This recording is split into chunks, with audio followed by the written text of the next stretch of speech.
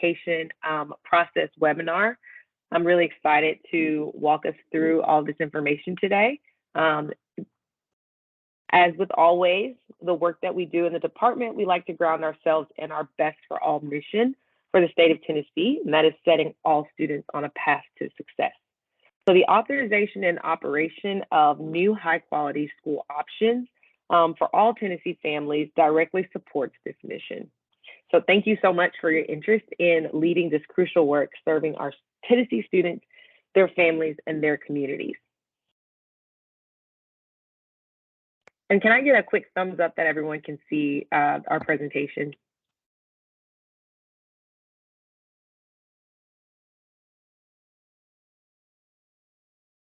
Okay.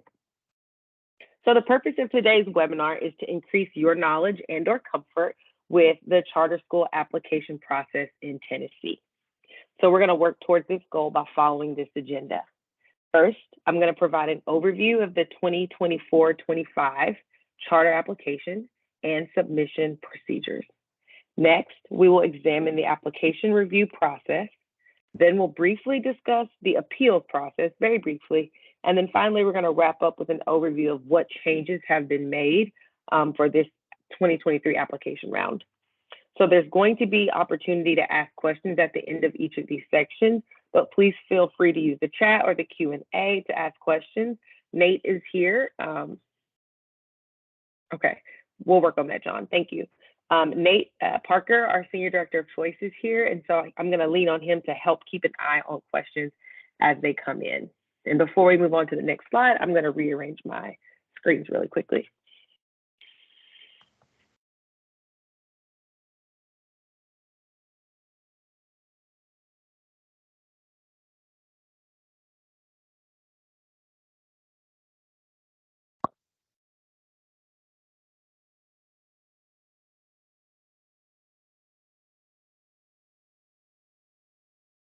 Okay, so before we begin, we're just going to have a quick icebreaker.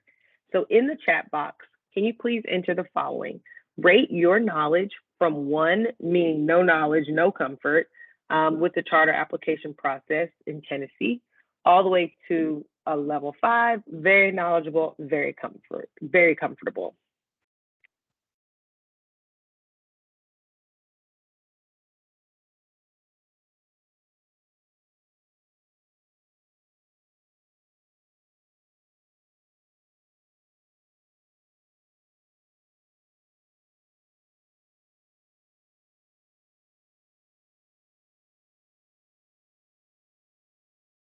And John, try to log back out and back in for the presentation.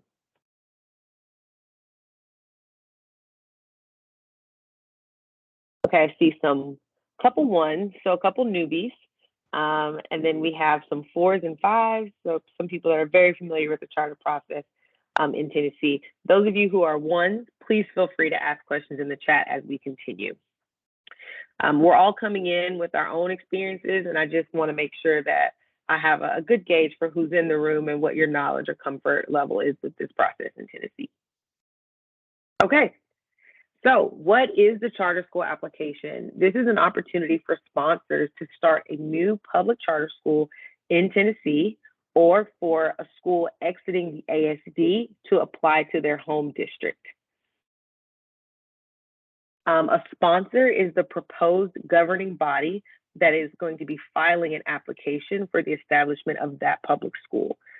Sponsors in Tennessee must meet 2 criteria. It cannot be a for-profit entity, a non-public school, or post-secondary institution that is not regionally accredited, and it cannot promote the agenda of any religious denomination or religiously affiliated entity.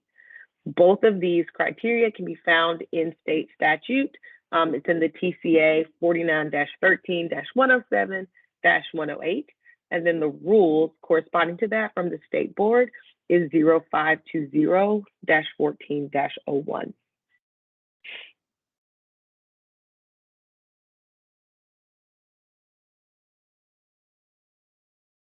Okay, so before starting a charter school application, sponsors should do the following. You need to review the Tennessee Public Charter Schools Act. So that can be found It's basically Tennessee, the TCA 49-13, and then all the way 101 through 145 are all of the things that you need to read and understand that apply to charter schools.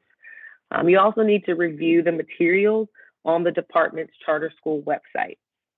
Right now, our plan is for those materials to be the new materials for this year to be posted at some point today. We're still waiting for them, but they are coming. But if you review the materials that are on the website right now, that will give you a good idea of what the letter of intent and the application will look like. They're going to be very similar. And then the third thing that you need to do is contact the authorizer that you're planning to apply to, which is the local education association or agency. Contact the authorizer to see if they have any local guidelines for applicants. Several Tennessee authorizers have defined what they believe are the best interests of the students and the community, and they have specific priorities that they ask sponsors to address in their applications. Now, as a sponsor, you may choose not to address any of those priorities, and you can't be denied for failing to do so. But it also definitely helps. And so if anybody's planning to, I know, for example, apply to Rutherford County, I know Rutherford County does have local guidelines that they would like you to specifically address. So always make sure you check with the authorizer. Okay, so we're going to start with the application review timeline. December 3rd is a hard deadline. In statute, that is listed as 60 days before the application is due. You must submit a letter of intent, and it must be received via email by 11:59 Central Time. So the first step is submitting a letter of intent to your local board and the TDOE, and it must be received by 11:59 on December 3rd. The next hard deadline is February 1st. So between December 3rd and February 1st, you must complete the full application to start a charter school and submit it to your local board and the TDOE no later than 11:59 on February 1st. That deadline is specifically for the electronic emailed copy of the application. In order to be considered on time and eligible for review, we must receive the electronic copy by February 1st on 11:59. Now, if your district or your LEA requires paper copies, you must send those as well. But for purposes of whether or not you're eligible for review, it's the electronic copy by February 1st, 11:59. So no later than 90 days after the receipt of a completed application, the local board must rule on your initial application. So let's say you submit it by February 1st. That would mean that by May 2nd, the local board must rule on the initial application. If you submit before February 1st, your 90-day timeline starts the day you submit. So it could be earlier, theoretically, than May 2nd, not necessarily later. And then 30 days from the receipt of the reasons for denial, if you're denied on the first application, you must resubmit your amended application. So you have 30 days to make whatever changes are needed that were identified for your original denial, and you can resubmit.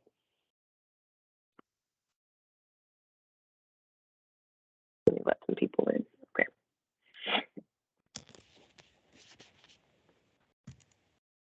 From there, after the receipt of an amended application to your local board, they have 60 days to issue a decision on your amended application. So they have 90 days for your original application. If you choose to resubmit an amended application, they have 60 days from the date of submission of that amended application. And then theoretically, that August of 2024, after this whole cycle has been completed, if your school is approved, it would open. Okay, so here are your important deadlines. December 3rd is the deadline to submit a letter of intent to both the department and the authorizer. Since that falls on a weekend this year, the deadline defaults to the next business day, which is Monday, December 5th, by 11:59. We strongly, however, encourage applicants to submit their LOI early. Hold on one second.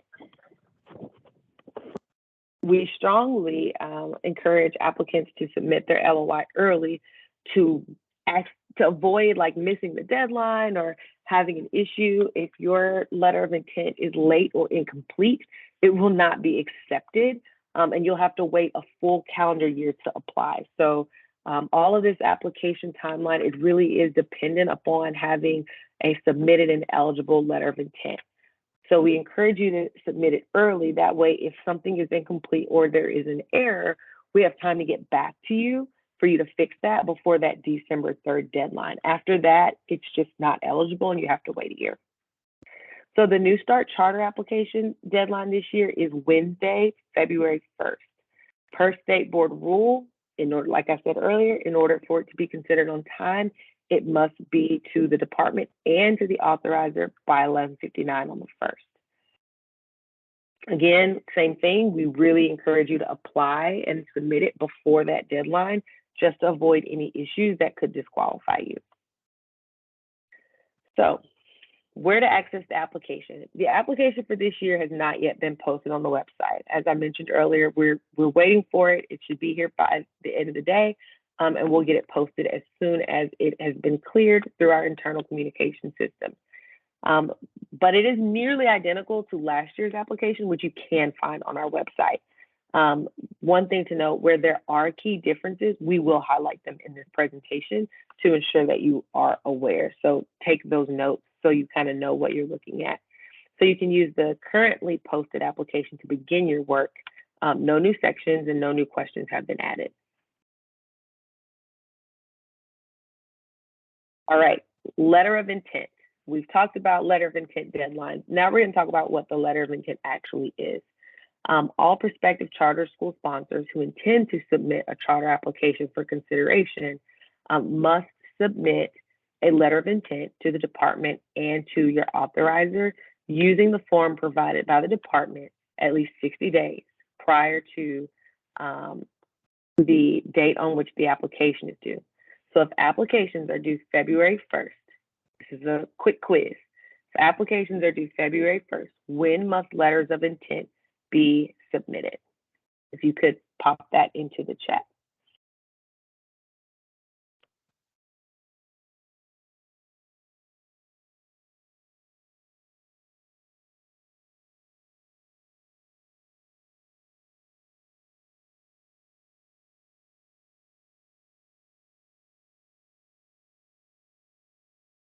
I see some typing. I see no answers yet.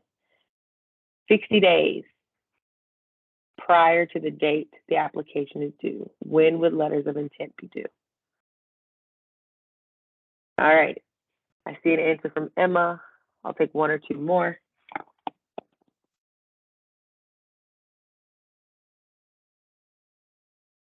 December 3rd, exactly. So that is how that is calculated. It's just backwards from the date of application submission. Perfect. It must be submitted electronically to both the authorizer and the department. Please don't forget one or the other.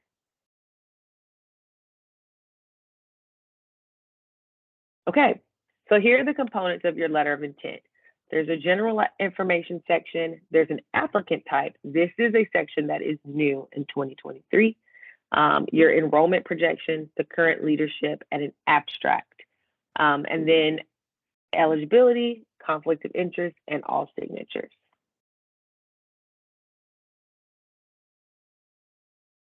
So here's the part that's new in 2023. Take your notes. The sponsor must indicate on the letter of intent the application category.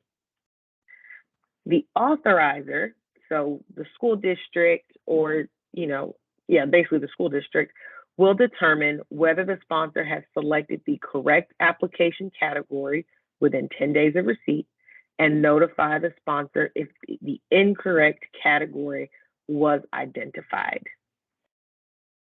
If needed, the sponsor must correct and resubmit the letter of intent within 5 business days of notice.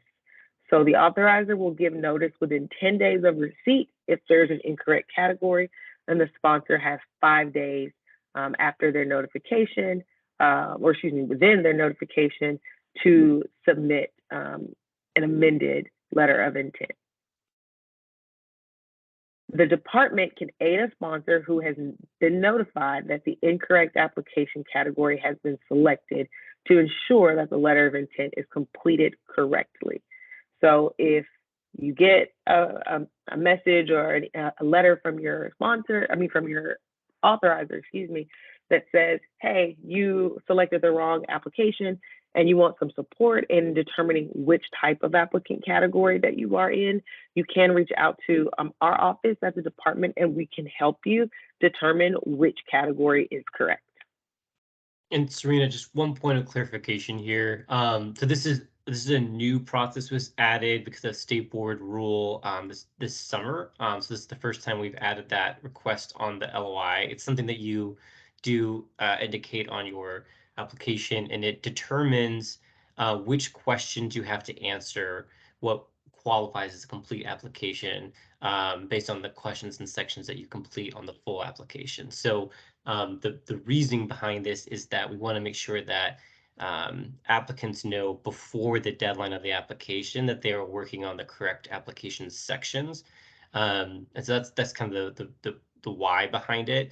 The other thing I will add is that this is the only correction that the authorizer will allow you to make on that form is if you selected the wrong category. As a courtesy, they're letting you know that you need to fix that.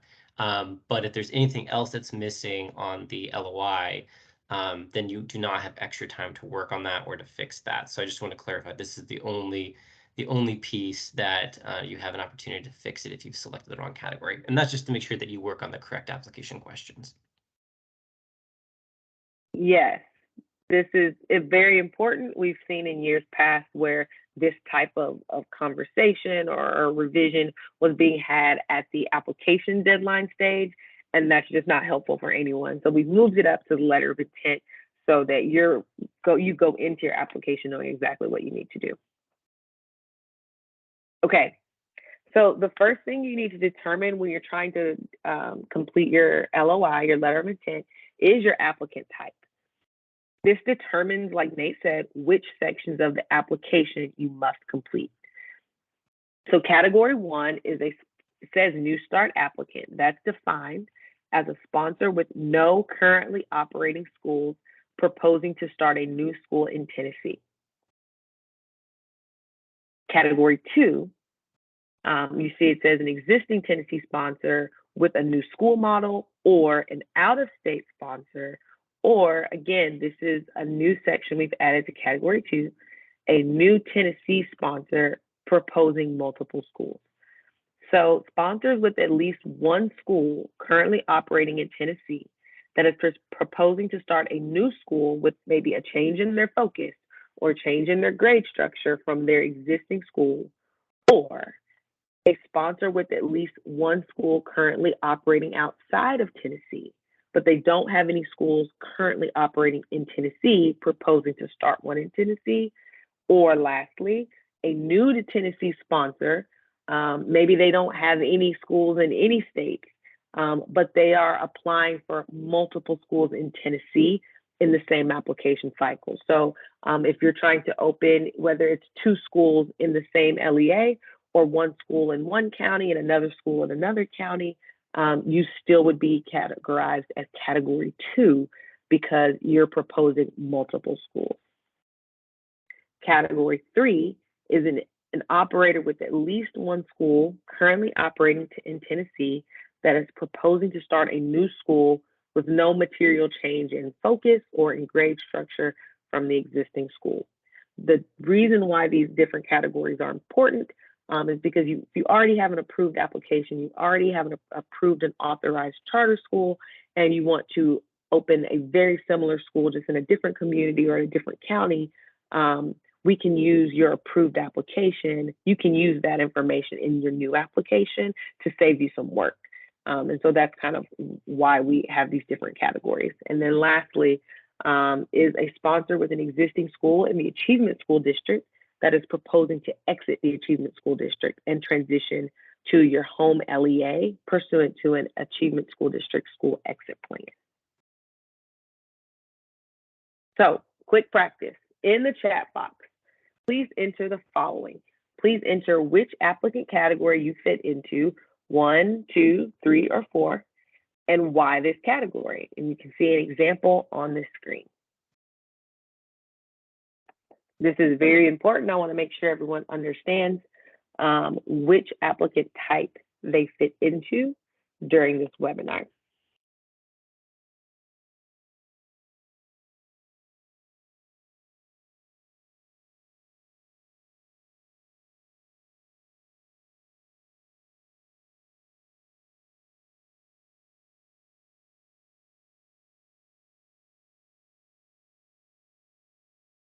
And Chanel Talbert, if you could, or Talbert, if you could add why this category.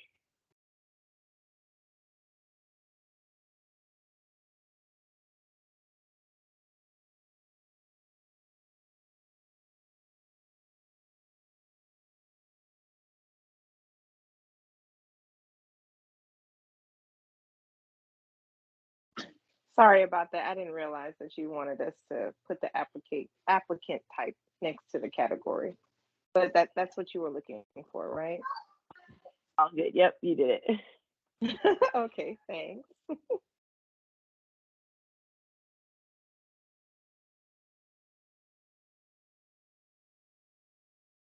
Okay. Thank you. All right, we'll pause here for any questions. Are there any questions? Feel free to drop them in the chat or unmute yourself and ask your question to our team.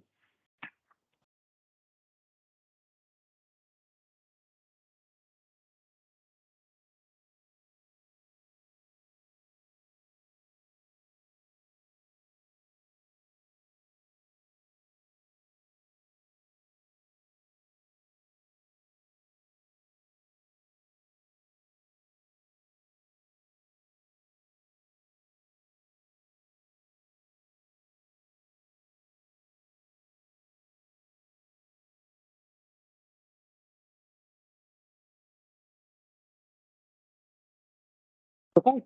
If we have no questions, we'll move on. There are other opportunities for questions later in the presentation. So now we're going to move on to the actual charter application. We've covered the letter of intent. Now we're going to talk about the charter application itself.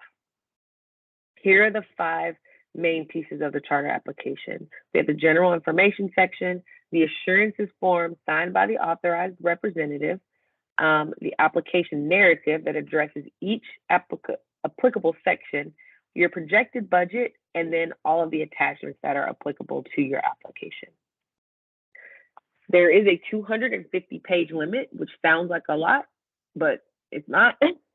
And then it needs to be submitted in one PDF document, including all attachments and the budget. And then, but your attachments, and I believe, Nate, correct me if I'm wrong, the attachments that you might be able to submit do not count against your 250-page limit, correct? Correct. So the 250-page limit would be everything excluding your attachments, because the attachments can include things like a handbook, a school, student discipline handbook, or something like that. So we know that those would far exceed 250. Correct. Okay. For category 3 and 4 applicants, the inclusion of the original application also does not count towards your 250-page limit. Your electronic copy should be submitted as one PDF document that includes all attachments and the budget. So we don't want a PDF and then another PDF with the attachments and then another one with, put it all together in one PDF. And then also send an Excel version of your budget worksheet. So you should send one email that has only 2 attachments, your PDF that has everything, and then an additional Excel version of the budget worksheet. Your application, as we stated, is due February 1st to both the authorizer and the department. As I've stated this year, when February 1st or if February 1st falls on a Saturday, a Sunday, or state observed holiday, the application materials are due the next business day. I don't believe that's the case with the February 1st deadline this year, but it is the case with the December 3rd deadline this year. When amended applications are submitted to an authorizer, so if you're denied the first time, you amend your application and resubmit, you must also submit that electronic copy to the TDOE, our office, as well. Important to note, authorizers can charge an application fee of up to $2,500 per school. They may also request that supplemental application materials be submitted. Again, I'm going to specify, I know that Rutherford County has supplemental application materials that they would like you to consider as well. All right, electronic copies may be submitted to the TDOE via email, online file transfer service, a CD, a USB drive, etc. But if you're planning to submit via email, please email it to charter.schools@tn.gov.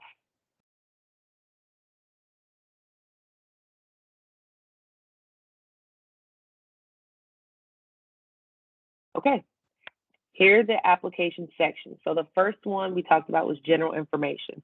Within the general information section, you will be sharing your school information, sponsor information, the primary contact person, the school design team, your CMO status, and other applications under consideration and the applicant type.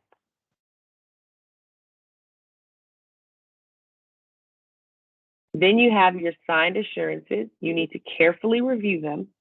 Make sure you insert your name and sign it. There are no other allowable changes to the assurances section. You just need to read it, put your name there, and sign it. The third section is your application narrative. This is the bulk of your application. This includes your executive summary, up to 3 pages. This is your academic plan, design and capacity, your operations plan and capacity, your financial plan and capacity, and also your portfolio review or performance record if applicable. That section would be for schools that are applying for a new charter school but already have charter schools in their portfolio. The template for that section is also on our website. So here's an example of what is involved in the academic plan and capacity. So it says there are things like provide a mission statement. The mission statement is so important in your charter application because really every other part of your charter application always should come back to your mission statement and always should align with your mission statement. So that's very, very important. It is, as we see here, it says the foundation for the entire application. Then you'll describe the vision, how the mission and vision will meet the purposes for charter schools and outlined in statute, how they address the priorities of the authorizer, what that will look like when the school is achieving its mission, and also any innovative or unique features of the school's educational model. All of that is included in your narrative. Then you have your projected budget. You'll need to download and complete the charter application budget document for 24-25 from the website, and then follow the instructions tab. You'll need to make sure that you review it for accuracy and then submit both as part of the PDF and a separate Excel document. And you can reach out to your authorizer or our office for support with that if you need it. And then any applicable attachments. As Nate said earlier, if you've got a handbook you want to attach, if you are a replication school and you need to attach your original application, all of those will be included in your PDF document. The application for right now asks for about 21 attachments in general, A through U. And there's a list included on page 31 that tells you all of the attachments that you need to include. And they'll vary by your applicant type. So some applicants will have all 21, some will not.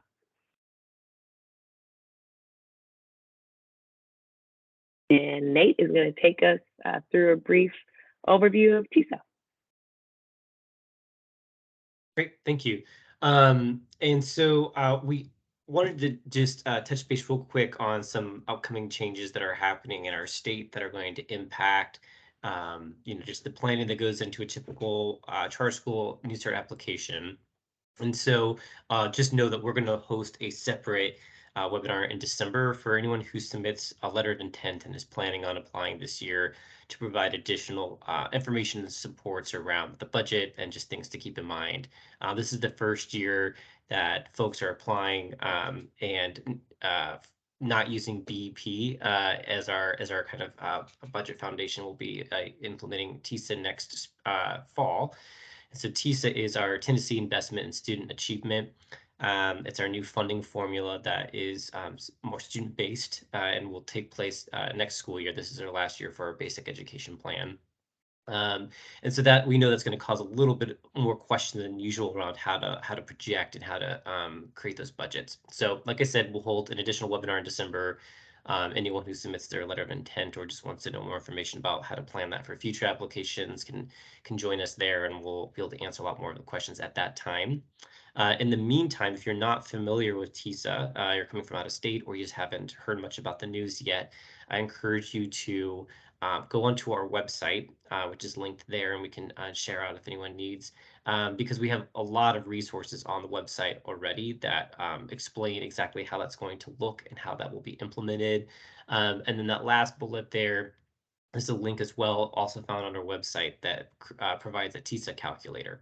And so as you're thinking about your enrollment numbers, and the demographic of students who are likely to attend your school, whether or not they'll have an IEP or be an English language learner, that calculator will help you produce an estimate for the amount of revenue generated by TISA starting next year. So we encourage you to use that to help guide your budget projections in the budget section within your application. And then, as always, if you have any questions, you can feel free to reach out to our office, and we're happy to provide clarification or point you to additional resources that might be available. But do look out for that webinar invitation in December regarding more on this topic and your budgets for the application.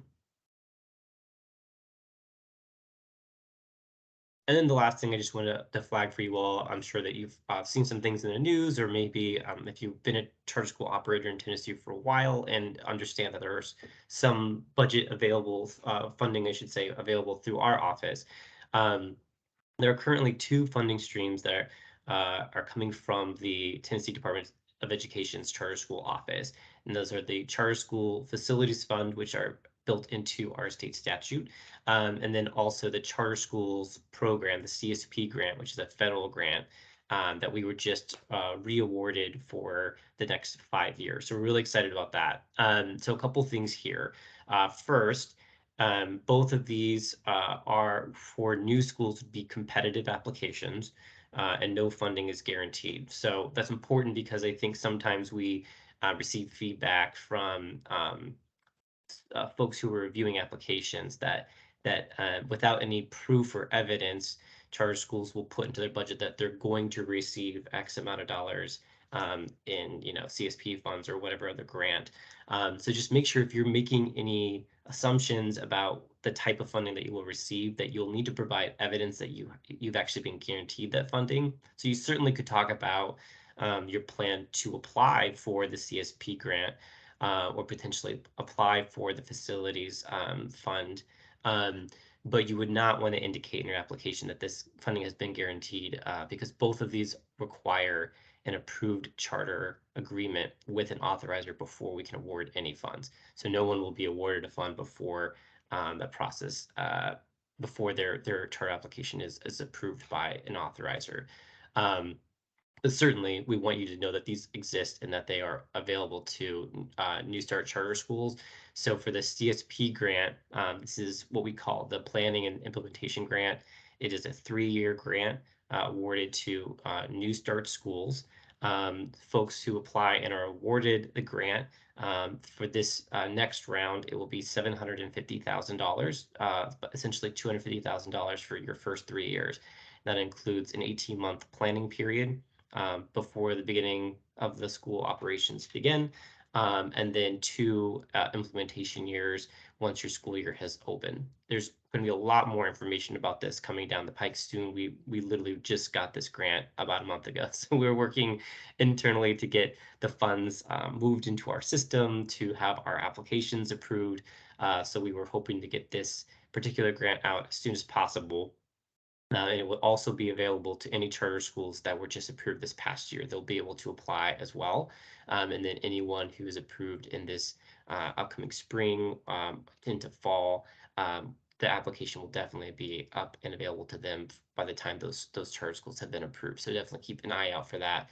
And we will be reaching out to anyone who is approved because we want to make sure that new schools have access to these helpful startup funds. The other bucket of funds is the Charter School Facilities Fund. These are entirely state funded and also have changed kind of in the past couple of years due to different things happening in the state. So last year, we just kind of rolled out the newest iteration of that. It includes a per pupil allocation for any school that is currently in operation. And then there are 2 competitive grants. There's one that is need-based, again, for schools that are currently in operation. But it does include a competitive application called the High Quality Expansion Grant. And so this is intended to help schools that are new or greatly expanding their enrollment numbers or who they're serving. And so they've changed their charter agreement to increase the number of students who are impacted. And so they need additional facility space to support those students. So new and expanding schools can apply for that expansion grant, and that supplies up to $700,000 in facilities-related grants. It's nice to know that this exists for new schools because the CSP grant cannot be used for facilities. Federal regulations do not allow it, but the state charter school facilities fund are intended for that purpose. So if you are approved, then you also would be able to apply for the expansion grant. And that so far we did one last year. It came out late. It was in the spring. The facilities fund for this year is being released today, and there's a webinar that we're hosting on Thursday for those funds, and then those funds will be awarded this January to the schools who are applying in this cycle. I can't speak to next year yet. There could be changes with the rollout of TISA and how that might impact this fund or the amount of funds that are in there, or the purpose of the funds might shift a little bit. But if you have applied and are opening up a new school this year, these funds are available. And if you're applying this next cycle, 2023, for the future, just know to keep an eye out for that, and we will also communicate those grant opportunities to you should you receive your charter agreement from your authorizer. Yes, so great. So go ahead with your question. You can either type it in there or unmute yourself and ask it. I'm sorry, I work at a daycare and it's a lot. That's okay. So my question is, with the facilities fund. So I have a property that's like a historical property that we own already, our organization. And can the facilities funds be used to renovate it? Yep, correct. So okay.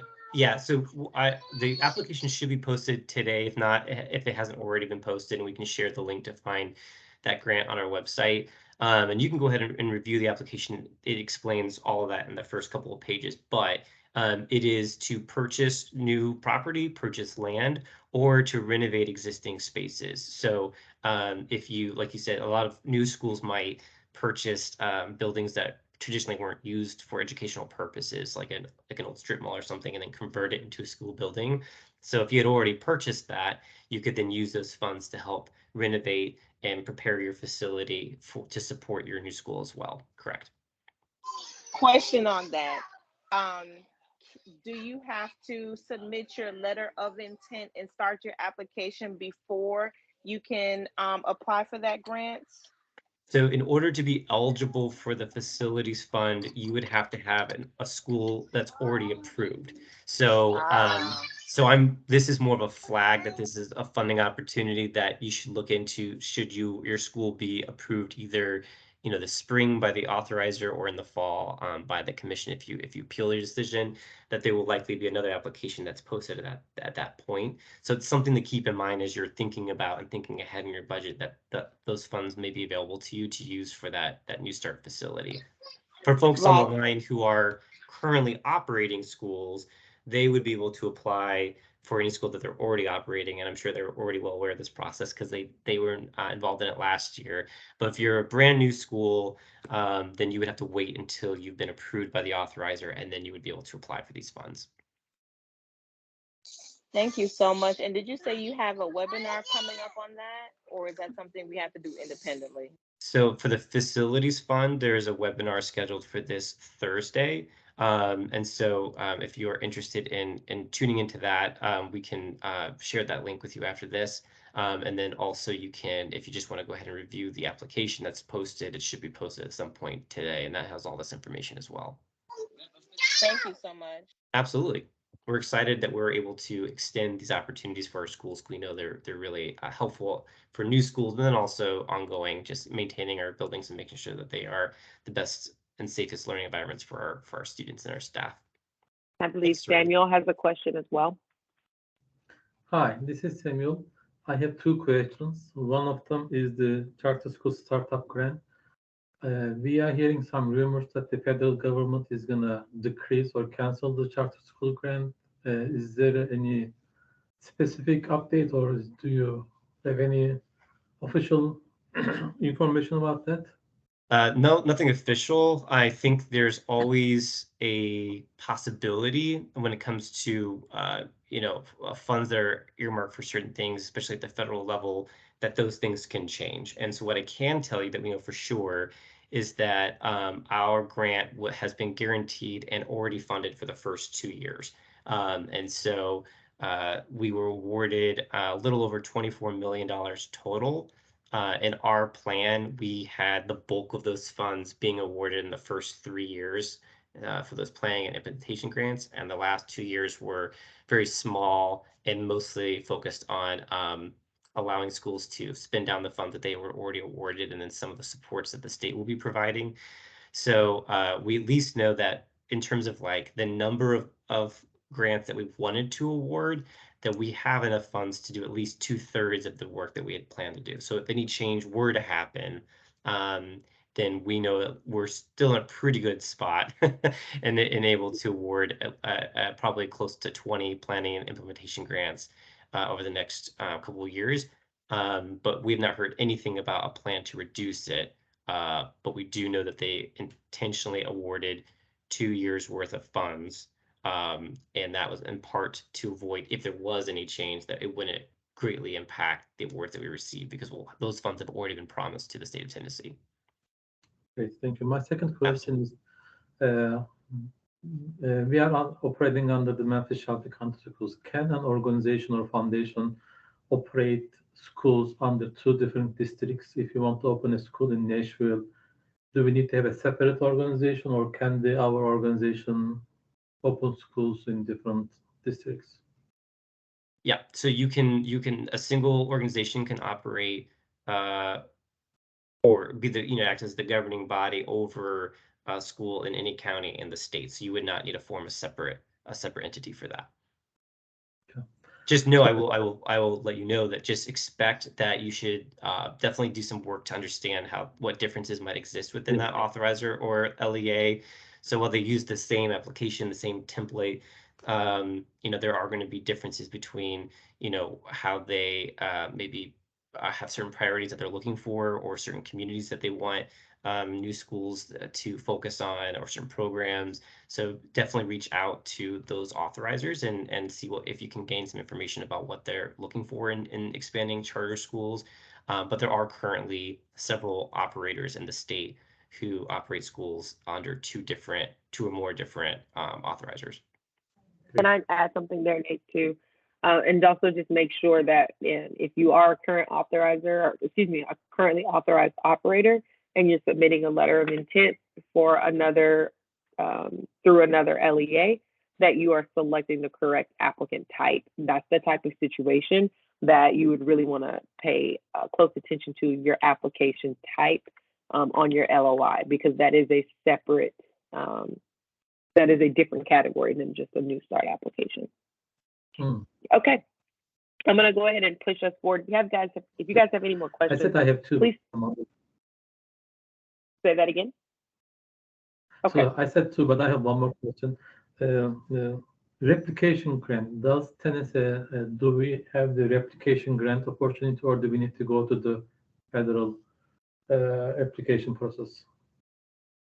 Like for a replication grant for like through the CSP, or is it through the CSP, or is it a separate application? Are you talking about you're replicating your school that you currently operate, correct, Samuel? Yes. So if you are replicating your model, so you have a K-8 school and you're saying we're doing the exact same thing, we're just doing it in a different district, then you would still be a replication. And so you would send your original application and attach that as part of that replication application. So they would take a look at that. So it would still be a replication even if you're operating in a different district. Mm-hmm. And to the state, right? To you. To the Department of Education or to the federal government? So the New Start application cycle that we're talking about is all through the Tennessee Department of Education and the authorizer. When you apply for the CSP grant, which should be after when you're approved, that's all done through the Tennessee Department of Education. Okay, thank you. Yep. Thanks. I'm going to push us forward for the sake of time. Now I want us to look at the rubric. If you guys have any more questions, though, if they come up as you're thinking about them, please pop them into the chat and we can respond that way. So recommendations for approval or denial will be based on the written application, which is the narrative and the attachments, independent due diligence, and if offered by the authorizer, applicant interviews. Reviewers will score each of the subsections under the 4 categories, which is academics, operations, finances, and if applicable, performance records. A reviewer's subsection scores for a category shall be considered collectively to determine the summary rating for that category. For an application to be deemed eligible for approval, the summary ratings for all applicable categories must be meet or exceed standards. So this top one that you see here. Thus, a single score of does not meet standard or partially meet standard on a subsection of a category does not necessarily prevent an otherwise satisfactory category from being scored meets or exceeds standard overall. It is the totality of evidence review that determines the overall score for each category. So this is what the general ratings and characteristics look like for the rubric. We'll see more specifics as we move on. So here's an example of the academic plan and capacity. So this gives you the characteristics of a strong response. You've got 4 bullet points here, and then the application reviewers will select one of these 3 categories for your application. So it's very important that you read these characteristics of a strong response and do everything that you can to ensure that your charter application meets or exceeds the standard in each category of the rubric. Here's an example of the financial plan and capacity of the rubric. You've got a little more than 4 bullet points here, but it's very detailed and tells you exactly what it takes to receive that meets or exceeds standard. So let's practice. Here's the school mission and vision rubric, and then here are the questions that you can think of that are provided in the application. In the chat box, identify one way that the rubric can be used to support a response to narrative question 1.1, which narrative question 1.1 is about the school mission and vision.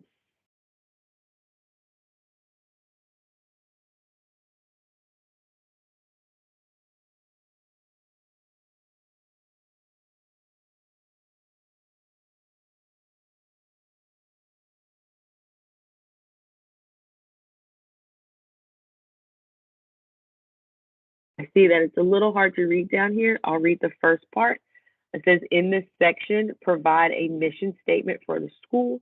Note that the mission statement should indicate in measurable terms what the school intends to do, for whom, and to what degree.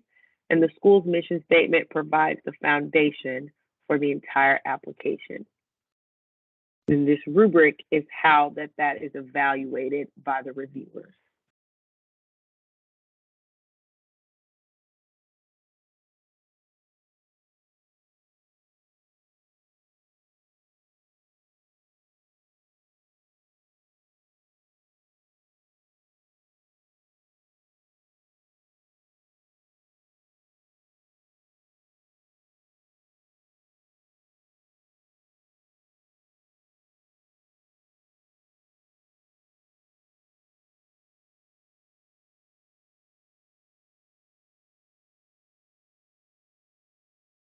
We have one answer from Emma, which says making sure that the provided mission links to the purposes and statute. That is one way that you can use the rubric to support your response, because that is outlined here in the rubric, that it must support at least 3 of the purposes for charter schools as found in statute.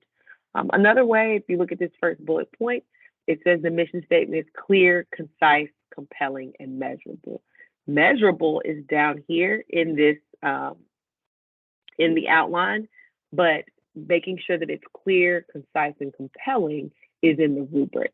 So it's very important that you're reading both of these to make sure that your application is as strong as possible. Okay, updates to the rubric for this year. I'm going to call this out because this is the main place where you'll see a difference between the previous year's application and this year's application. In the parent and community engagement and support section, the revised language says that there are sufficient letters of support, MOUs, or contracts with community partners that demonstrate support from the community. And this is very important, and which includes compelling support from community members intending to enroll in the school. We are very interested, I know our LEAs are very interested in not just overall support from the community, but that you have support from the community that's going to then support your enrollment. Are those supporters interested and available and able to enroll their students in your school should you be approved in that community? So that's a key difference to note. When you're gathering your application, when you're starting your process, you want to be already engaging the community and already making those touch points with those stakeholders. And you just need to be able to provide support for that in your application. Any questions about how your application is scored, the rubric, or anything like that? I do have a question based on what you just said. I don't really have a relationship with my community yet. I'm a big proponent of civic engagement, and I just don't spend enough time in that community just yet. And I'm the one that's doing the groundwork. What do you think are some ways for me to maybe start community engagement? Do I need to talk to the Board of Education in that area? Do I need to see what some of the other schools are doing in terms of, you know, community collaboration? Any advice on that? Yeah, absolutely. I think that talking to the local board, if you can develop relationships there, could be a great place to start. And because they'll be able to give you some insight about what the community wants and what the community does not want. There's all types of community organizations, community centers, faith-based organizations as well that already have deep roots in your community. And so hearing from them what they would like to see as a school option in your community is always the best bet. We have found much more success when schools go into a community wanting to provide opportunities that the community wants but are not available, as opposed to when schools go into a community and try to convince the community that they need an option. You know what I mean? They need them, or that this is a model that they're dead set on that they want to bring to that community. It's much more effective when it's organic and from the community driven. So I would strongly suggest developing those relationships with those key stakeholders who are already there and hearing from them what those families what gaps they might see, what they would like to have an option or another school choice for, and then designing your school model around that. I'll also add their U.S. Census data provides some useful data when you're thinking about enrollment projections and places in the community where there might be students available for or looking for seats. And then you can also other districts have, or I'm sorry, other operators have hosted events to bring people in to learn more about it, or to host like a discussion around community interest. You can administer a survey. So there's lots of things that people have done. So you might also potentially reach out to recently opened charter schools to see if they have any advice for things that they did within their community as well. All right, if you guys have any more Thank you. questions, you're welcome. If you have any more questions about the application cycle, again, pop them in the chat. We can respond that way. And I'm being mindful of time, and I'm going to push us forward to appeals. We're not going to talk a lot about appeals to be transparent, because that's not a part of the process we want you guys to go through. We want you to really focus on getting your application strong and correct and appealed through your LEA the first, maybe the second time, and not have to go through the appeals process. But if you do, you may appeal to the Tennessee Public Charter School Commission. You must send notice of appeal within 10 days of the decision. So once your local school board has made their decision, your decision to appeal must be made within 10 days and communicated within that 10 days. Here are the things that it must include. Your notice of appeal must contain the copies of both your initial and amended applications, a summary of your application timeline, a copy of the letter from your local board informing you for the reasons for denial, a clean version of the amended application, and statements of why you believe the decision was contrary to the best interest of the student, the LEA, or the community. And then the commission will render a decision within 75 calendar days after the receipt of the notice of appeal.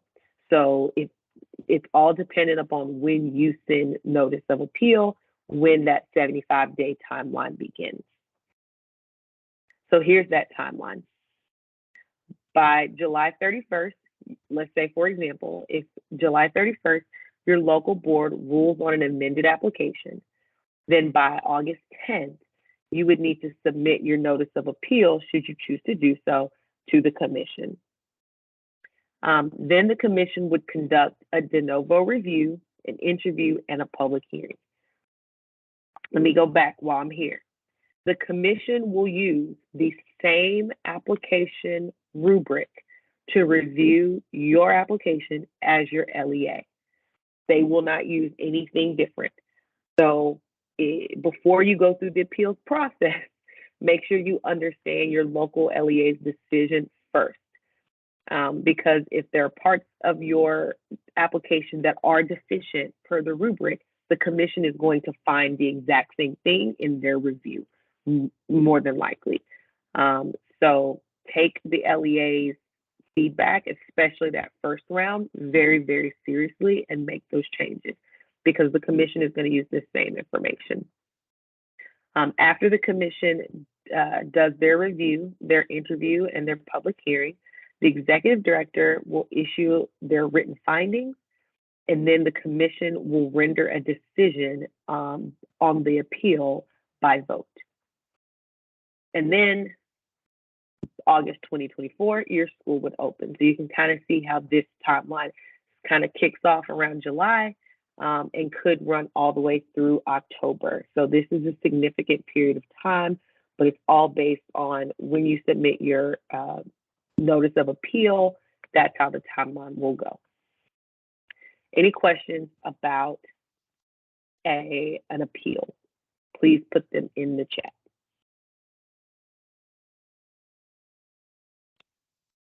All right, in closing, in the chat box, please enter one of the following.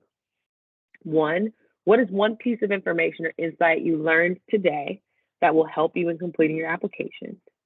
What is one action item you have added to your to-do list or reprioritized after attending this webinar? And then three, if you're a returning sponsor, what is one piece of advice to first-time applicants you can share. You do not have to answer all 3 of these questions, but please pick one and type your answer in the chat box. It's kind of our exit ticket for today.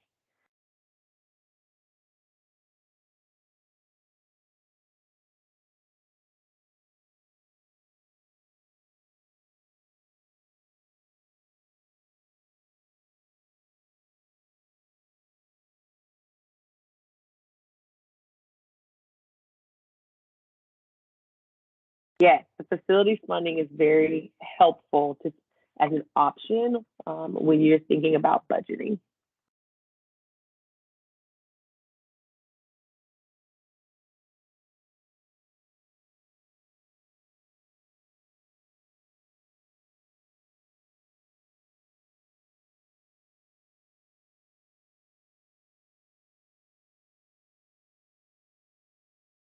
Samuel, who is very experienced, says, I highly suggest that due dates are closer than they appear. Very true. And you need a team to submit the application. Also, very, very true. Do not try to be a one-man band in writing your application. It is not going to be fun for you.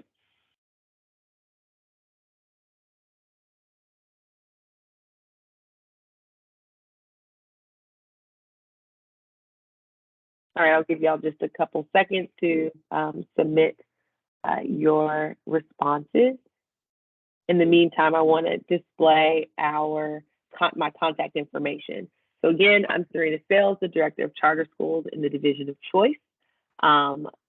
You have my phone number and my email here on this screen. Please take it down.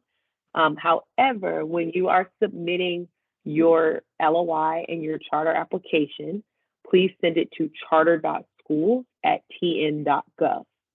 And I'm also asking that you use this subject line in your email for submission. So when you submit your letter of intent, please use school name. Obviously, please don't type school name. Put your school's name in there, and 2023 letter of intent in the subject line.